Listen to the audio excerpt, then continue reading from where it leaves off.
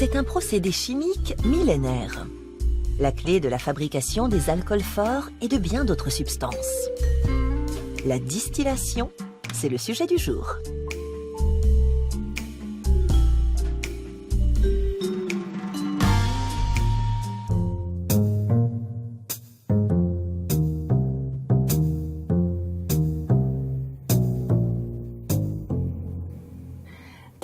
Voici le principe de base de la distillation.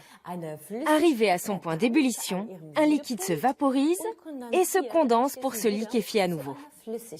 C'est un moyen assez simple de dissocier les mélanges sans recourir à des agents de séparation chimique. Bienvenue dans Xenius. Soyez les bienvenus. Nous venons de distiller de l'eau salée. Et nous avons donc d'un côté la substance solide, le sel, et de l'autre, de l'eau douce. Vérifions. Ça a marché. La technique permet également de séparer deux substances liquides comme l'eau et l'alcool. Et c'est ainsi qu'elle permet de fabriquer des spiritueux, une catégorie qui comprend aussi le gin qui m'intéresse plus particulièrement.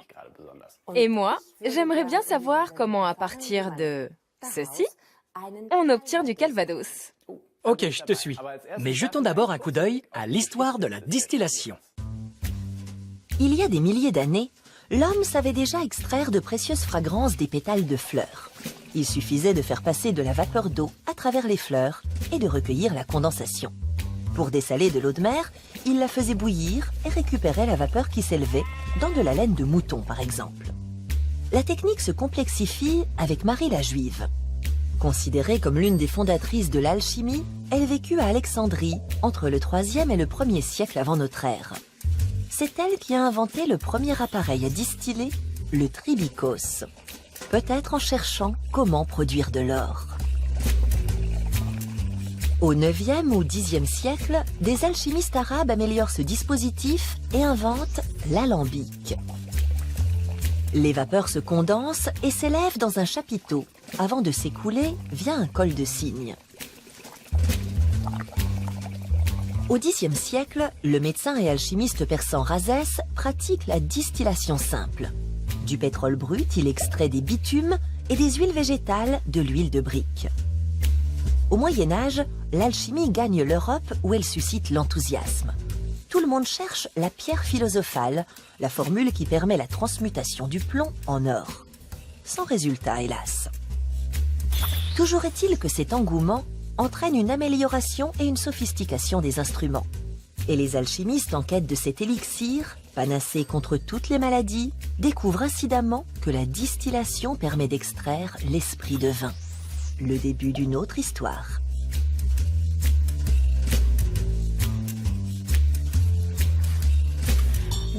Ici, au sud de Heidelberg, les vignobles sont encore en plein repos hivernal.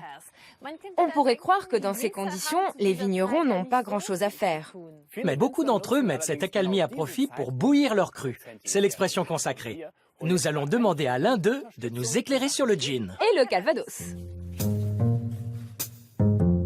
Parmi les distillateurs, il fait figure de jeune créatif. Après des études à Geisenheim, il a travaillé en Californie et s'occupe à présent du domaine viticole familial. Andreas Bauer s'est spécialisé dans les eaux-de-vie de fruits et la distillation du gin. On nous a promis qu'avec toi, nous pourrions distiller du calvados. Peut-on seulement fabriquer du calvados ailleurs qu'en Normandie ? Chez nous, tout se passe exactement comme en Normandie.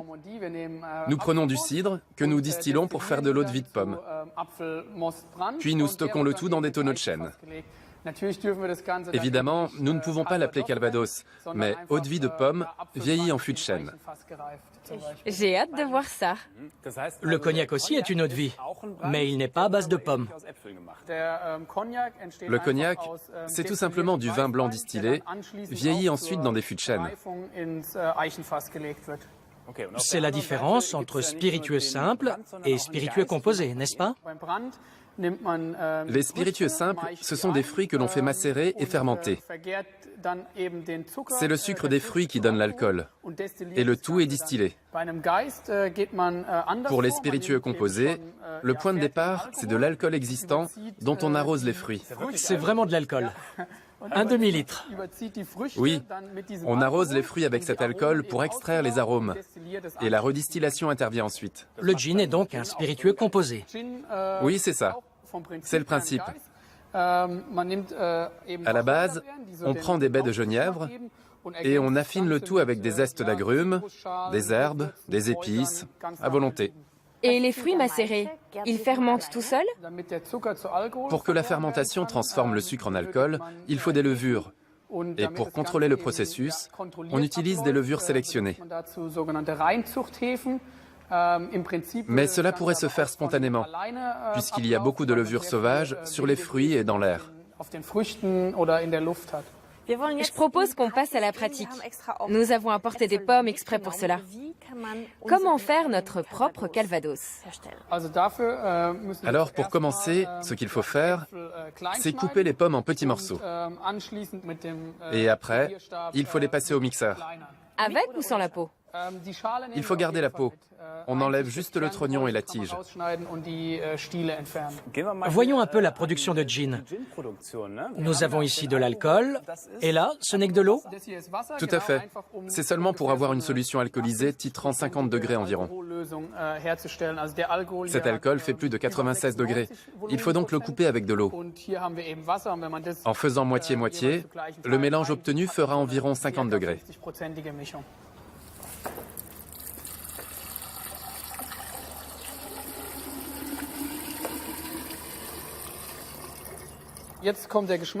Passons maintenant au goût.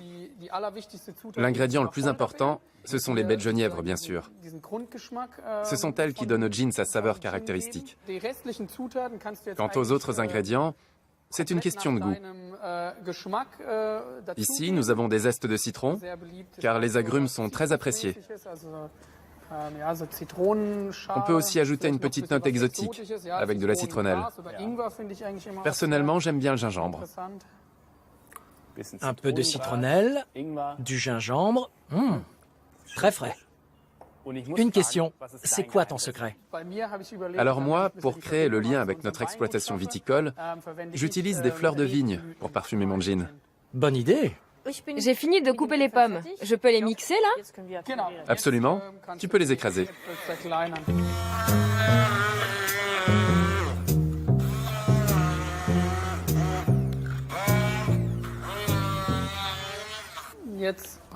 Maintenant, il faut passer tout cela et recueillir le jus de pomme que nous allons laisser fermenter.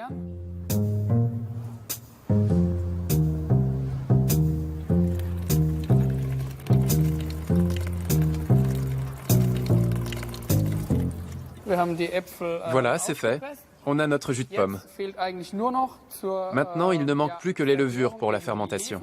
La levure? Les éléments sont déjà prêts. Tu n'as plus qu'à les ajouter. D'abord, tu vas verser un peu d'eau dans ce pichet. Elle doit être à une trentaine de degrés. Combien? 100 à 200 millilitres à peu près.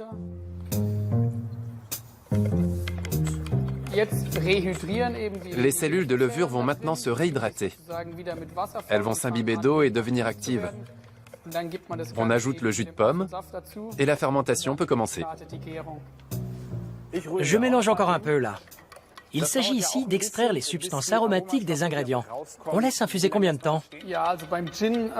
En ce qui concerne le gin, on laisse normalement reposer un jour ou deux, tout au plus, avant de distiller. Et le mou de pomme? Là, il faut compter 2 à 3 semaines. C'est ce qu'il faut en moyenne pour que tout le sucre se transforme en alcool. Puis on passe à la distillation. Dans un cas comme dans l'autre, on ne peut pas distiller tout de suite. Hélas, non. Alors, qu'est-ce qu'on fait? Eh bien, ce que je propose, c'est d'aller à côté. J'ai une cuve de mou de pomme prête à être distillée. Parfait. Super. Apparemment, le gin va devoir attendre encore un peu. C'est pas grave, je reviendrai. Mais avant de jouer les apprentis distillateurs, je vous propose de passer en revue les différentes étapes du procédé. Goutte après goutte, de l'alcool hautement concentré.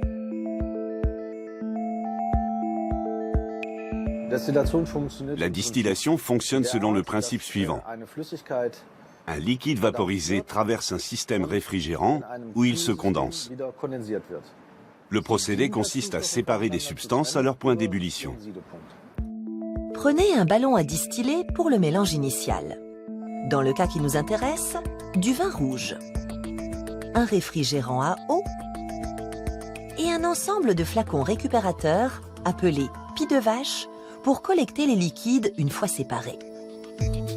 Chauffez le vin rouge, qui est un mélange de substances, notamment d'eau, de méthanol et d'éthanol.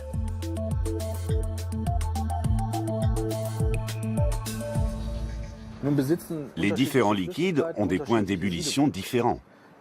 Le liquide qui bout le premier est donc le premier à se séparer du mélange par vaporisation.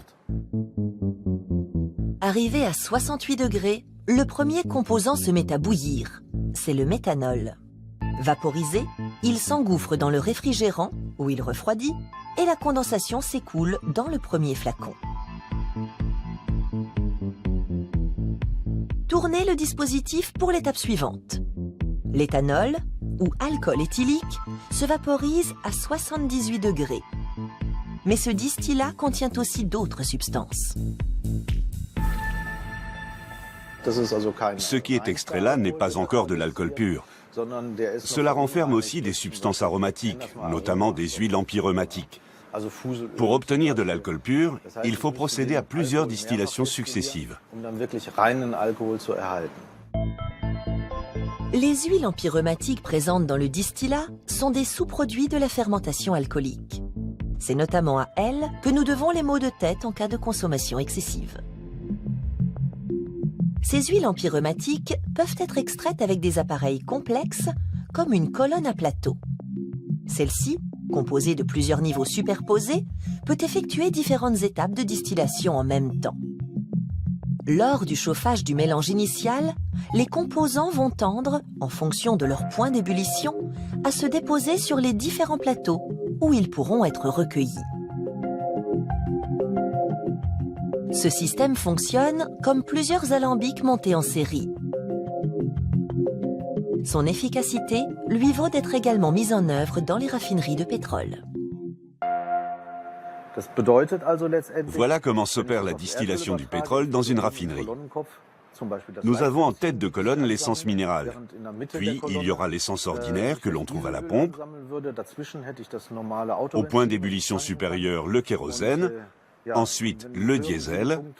Et tout en bas, nous avons le bitume, c'est-à-dire le goudron qui sert au revêtement des routes.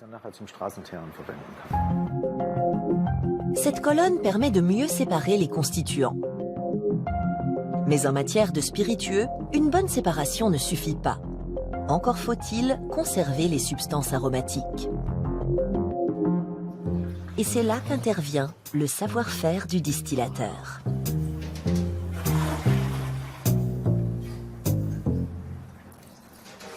Cela fait combien de litres?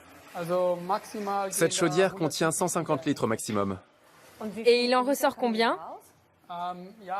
Avec ce dispositif, on obtient 12 à 15 litres d'eau de vie. C'est pas beaucoup. Non, c'est pas beaucoup. C'est vraiment une concentration. Fermons la porte avant que tout l'alcool s'envole. On veut qu'il aille dans la bouteille, pas dans l'air. Qu'est-ce qui se passe là? Là, le brûleur commence à chauffer et la distillation va commencer. Il paraît que la distillation de l'alcool libère des substances toxiques qui pourraient même rendre aveugle. C'est vrai ou c'est une légende? Le mou que nous venons de charger contient de petites quantités de substances toxiques. La plus connue est sans doute le méthanol. Vous avez sûrement déjà entendu parler d'intoxication au méthanol, due à des produits mal distillés. Le problème est assez facile à régler, puisque le point d'ébullition du méthanol est plus bas que celui de l'alcool, c'est-à-dire de l'éthanol que nous cherchons à obtenir. C'est le méthanol qui est extrait en premier. Il suffit donc de jeter le premier distillat. Combien de temps faut-il avant de pouvoir recueillir l'eau de vie? Cela va commencer à goûter d'ici environ une demi-heure. Et il faut compter 1h30 à 2 heures avant que le processus soit terminé. D'accord, on va laisser travailler la chaudière. Dans une distillation comme celle-ci, on distingue en gros 3 phases. Il y a d'abord la tête de coulée. Celle-ci contient le méthanol et d'autres substances volatiles que l'on peut ainsi séparer. Vient ensuite le bon distillat, considéré comme le cœur de la distillation. Il se compose essentiellement d'éthanol et de toutes les composantes aromatiques. En queue de distillation se trouvent les combinaisons à longue chaîne, comme certains acides gras, qui doivent eux aussi être éliminés. Mais les queues de distillation n'ont pas le côté toxique des têtes. Quant à savoir combien on en enlève et combien on en garde, c'est surtout une question de goût.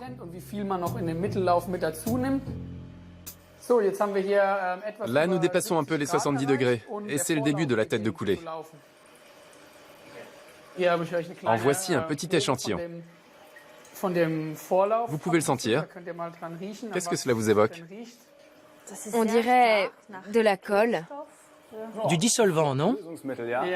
Oui, ça a quelque chose d'âcre, de pénétrant. Oh, terrible. Et ça, c'est vraiment toxique? Que se passe-t-il si l'on en boit? C'est surtout le méthanol qui est dangereux. Une fois métabolisé dans le foie, il devient très nocif. On le retrouve dans l'organisme sous forme de neurotoxines et il peut effectivement détruire le nerf optique. Les têtes de distillation doivent être éliminées. Avec le mou que nous avons là, il faudra jeter à peu près 1 litre à 1,2 litre.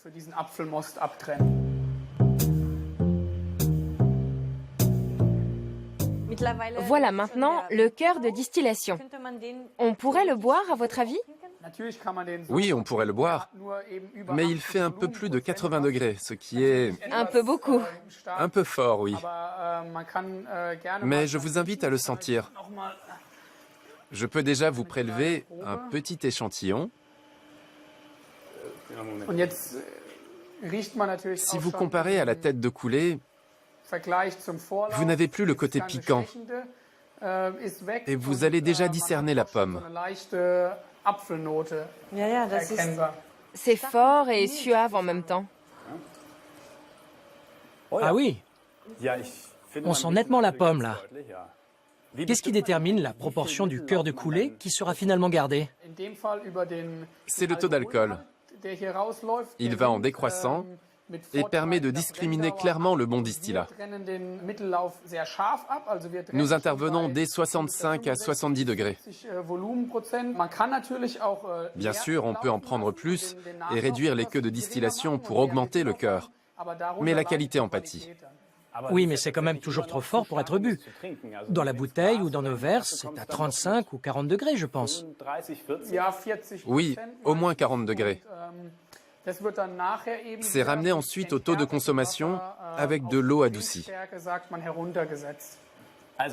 Celui qui connaît bien son métier parviendra à coup sûr à éliminer les composants toxiques du distillat.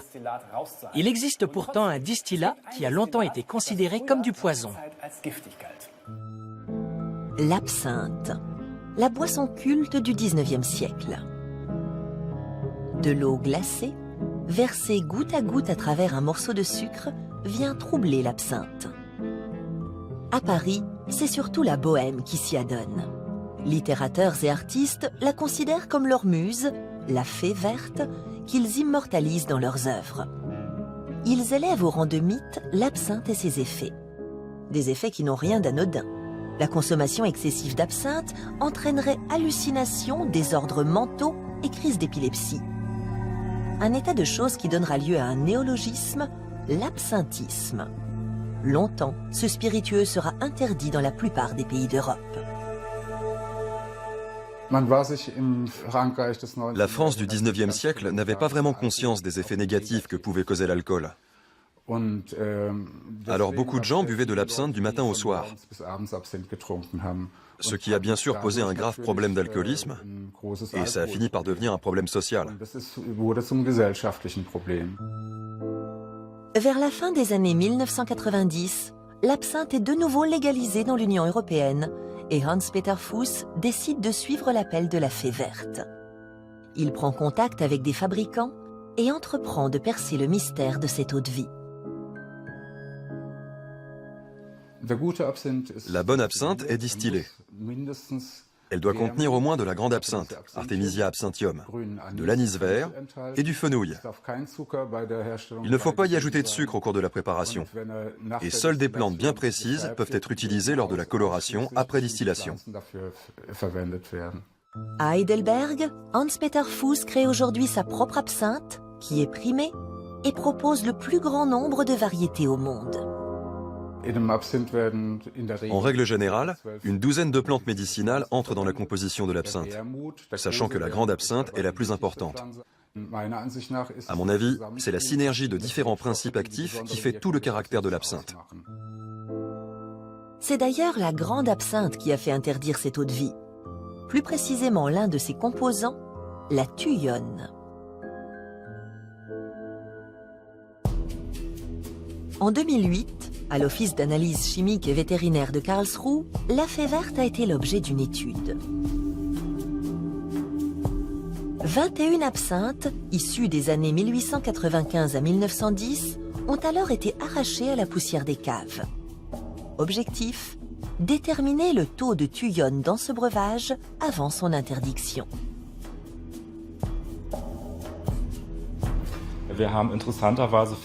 Nous avons constaté que les produits de l'époque ne présentaient pas une concentration élevée en thuyone. C'est très intéressant, parce que cela bat en brèche la thèse selon laquelle l'absinthe d'antan aurait eu des taux de thuyone élevés qui auraient entraîné de graves problèmes sanitaires. La fée verte serait-elle exorcisée ? Lors de son rétablissement, par mesure de précaution, le législateur a tout de même fixé à 35 mg par litre la teneur maximum autorisée en thuyone, moins que dans une infusion de sauge. Mais la molécule est toujours sous haute surveillance. On a longtemps prétendu que la thuyone était psychoactive, ce qui a entre-temps été réfuté.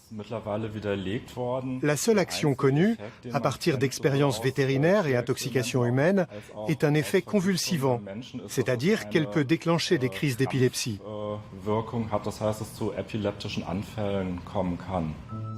Encore faudrait-il pour cela boire au moins une demi-bouteille d'absinthe par jour. La thuyone ne serait donc pour rien dans l'effet si spécial de ce breuvage ? Une absinthe contient de nombreux ingrédients différents. Et c'est l'interaction de ces principes actifs qui produit cette action particulière. Il n'y a pas moyen d'étudier en laboratoire ce qui se passe vraiment chez le consommateur. Et l'absinthisme désastreux du 19e siècle ? Il n'était pas dû à la thuyone, mais aux produits frelatés et à un taux d'alcool qui dépassait souvent les 70 degrés.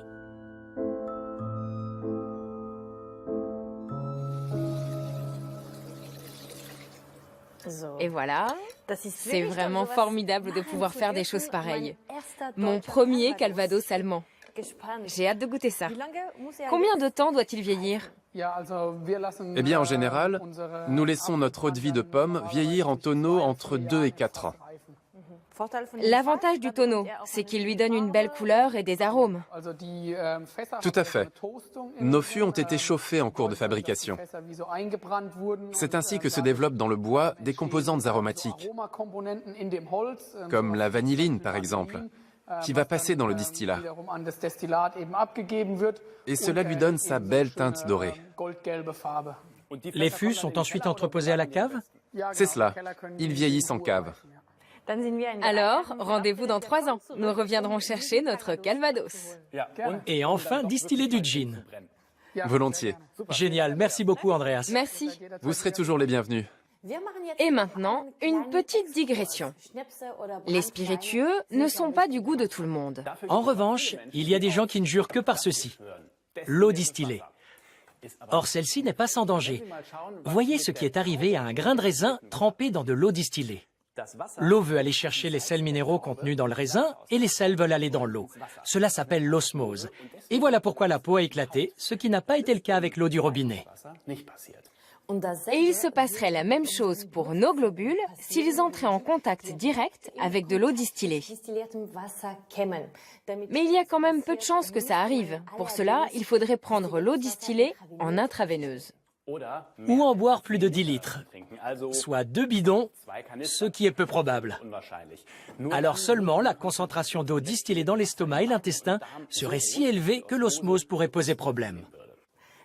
Ce n'est donc pas vraiment dangereux, mais un peu bête, puisque les minéraux contenus dans l'eau sont très importants pour notre organisme. Et d'ailleurs, la distillation n'élimine pas toutes les substances toxiques. En ce sens, les spiritueux et l'eau distillée ont un point commun. Mieux vaut ne pas trop en boire. Tout à fait, avec modération. Au revoir. À la prochaine. Salut.